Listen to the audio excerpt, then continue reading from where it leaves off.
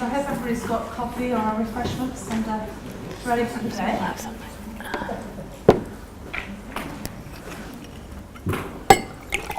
I've got a couple of preliminary announcements to just to help us through the day. First of all, the fire exit is in the corner of this room here on the left. There is going to be a fire alarm today, a practice at 1 o'clock. There'll be 3 short rings and a bell.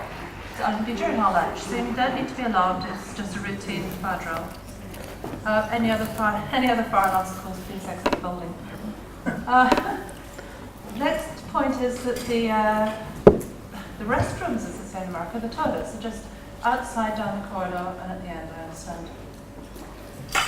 So, first of all, I'd like to welcome you all to this is the second meeting I've actually hosted as the new chair.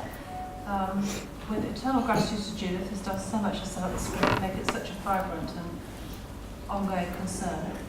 I believe Judith is here, I hope. Oh, there she is. Yeah, there's Judith.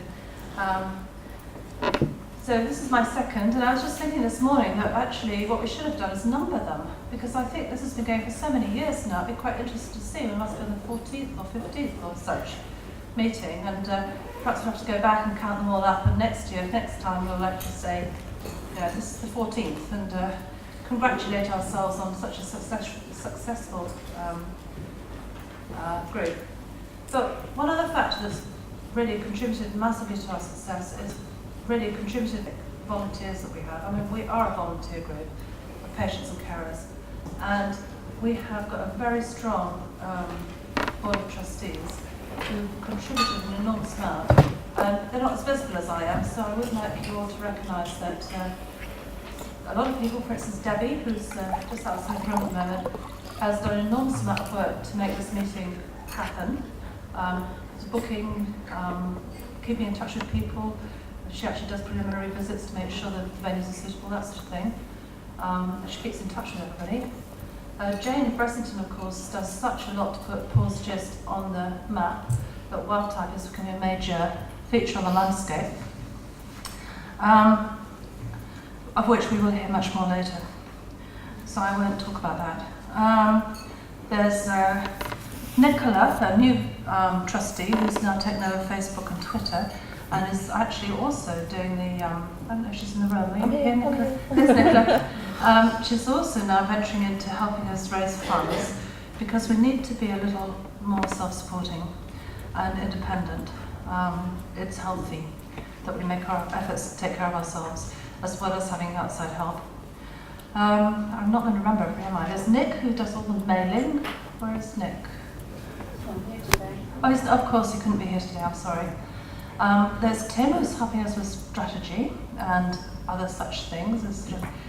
And then, of course, we have Sheena, who keeps on minutes. And we have I forgotten now? Barry, the treasurer. Barry, the treasurer, who does an enormous amount of work. Tedious and nitpicking, and takes a lot of attention to detail, and it's hard work. So we very much appreciate that, and I'm sure I've left somebody out. Sheena. And Michael Sayers, of course, is patient support. I think we all know how much he does on the phone as well, though, and on the listserv. So we are a volunteer group, and anybody who wishes to volunteer in any form whatsoever, we're always open, because we're in it for each other and we're in it for ourselves. So anything you do helps, makes us stronger, and it's appreciated. Okay, moving on. I think we should... There are a few things. We have questionnaires on the table.